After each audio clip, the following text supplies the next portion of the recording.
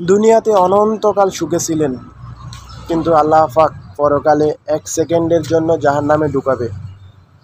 তো যাকে ঢুকাবে সে বলবে যে সুখ কি জিনিস আমি জানি না। এই কথাটাই বলেছেন মোহাম্মদ আবু তোহা মোহাম্মদ আদনান হুজুর। হাদিস এসেছে, দুনিয়াতে আল্লাহ পাক যাকে সবচেয়ে বেশি নিয়ামত দিয়েছেন, one kind of Bill Gates, কথা বুঝতে পারছেন? ইমানদার ছিল না, কাফের ছিল, প্রচুর ধন সম্পদ আল্লাহ পাক দিয়েছেন।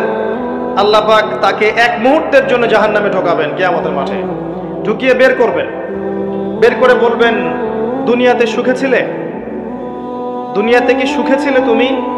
তখন সেই ব্যক্তি বলবে সুখ কি জিনিস আমি জানি না, সুখ শান্তি কি জিনিস আমি জানি না। 1 সেকেন্ডে।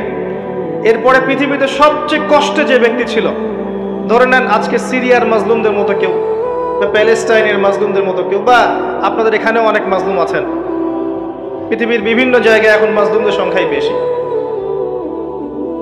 যাই হোক, তাকে ঢোকানো হবে জান্নাতে 1 সেকেন্ডের জন্য, 1 মুহূর্তের জন্য, ঢুকিয়ে আবার বের করা। আল্লাহর 1 মুহূর্ত আবার আমাদের মতো নয়, ওই 1 মুহূর্তেই সে অনন্তকালের স্বাদ পেয়ে যাবে। আল্লাহ পাকের 1 মুহূর্ত, তাতে অনন্তকালের স্বাদ সে পেয়ে যাবে ইনশাআল্লাহ। এবার বের করবেন, দুনিয়াতে কষ্টে ছিলে, দুনিয়াতে কখনো কষ্টে ছিলে?